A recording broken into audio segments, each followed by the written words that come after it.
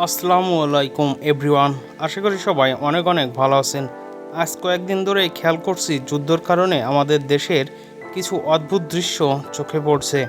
আপনারা সবাই জানেন ইরান ইসরায়েল পরিস্থিতি নিয়ে সারা বিশ্বে একটা উত্তেজনা চলছে, কিন্তু সেই উত্তেজনার আজ আমাদের দেশের তেলের পাম্পগুলোতে এভাবে লাগবে ভাবিনি। আমরা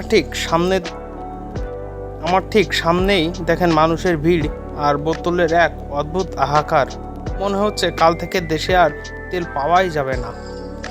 ভাই, একটা কথা খুব তিতো হলেও সত্য, আমরা বাঙালিরা নিজেদের বিপদ নিজেরাই ডেকে আনতে পারি বা ওস্তাদ। যুদ্ধের আভাস পাওয়া মাত্রই আমরা আতঙ্কিত হয়ে পাম্পে হুমড়ি খেয়ে পড়ছি। যে লোকটা প্রতিদিন 50 টাকার তেল কেনেন, তিনিও আজ 500 থেকে 1000 টাকার তেল কিনে স্টক করার চেষ্টা করছে। ফলাফলটা কি হচ্ছে? আমরা নিজেরাই একটা কৃত্রিম সংকট তৈরি করছি।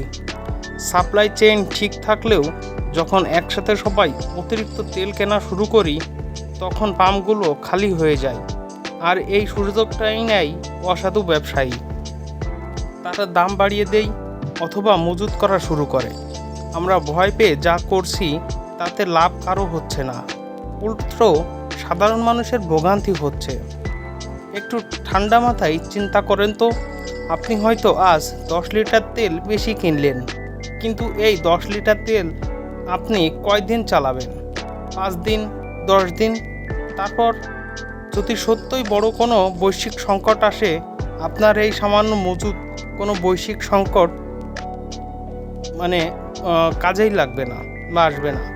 বরং আপনি একসাথে বেশি কেনার কারণে এমন একজন মানুষ তেল পাচ্ছে না, যার হয়তো এখনই জরুরি প্রয়োজনে হাসপাতালে দরকার, কর্মস্থলে যেতে হবে। আমাদের এই হুজুকে স্বভাবের কারণেই বাজারে জিনিসের দাম হুহু করে বাড়ছে। পেঁয়াজ বলেন, চিনি বলেন আর বা তেলই বলেন, প্যানিক বাইং করে নিজেরাই নিজেদের পকেট কাটি। একজন মোটো ব্লগার হিসেবে আমি আপনার অনুরোধ করব, প্লিজ এই গুজবে বা আতঙ্কে কান দেবেন না। যতটুকু প্রয়োজন ঠিক ততটুকুই আপনি কিনবেন। আমরা যদি স্বাভাবিকভাবে চলাফেরা করি, তাহলে বাজারে কোনো কৃত্রিম সংকট তৈরি হবে না।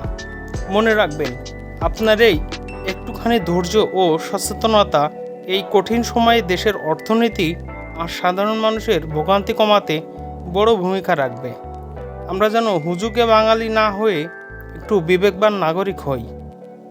অন্যর কষ্ট বা অন্যর অধিকার নষ্ট করে নিজের ঘরে তেল জমিয়ে রাখা সমাধান না। তাই আমরা সচেতন নাগরিক হই এবং অন্যের হক যেন নষ্ট না হয় সেদিকে খেয়াল রাখি।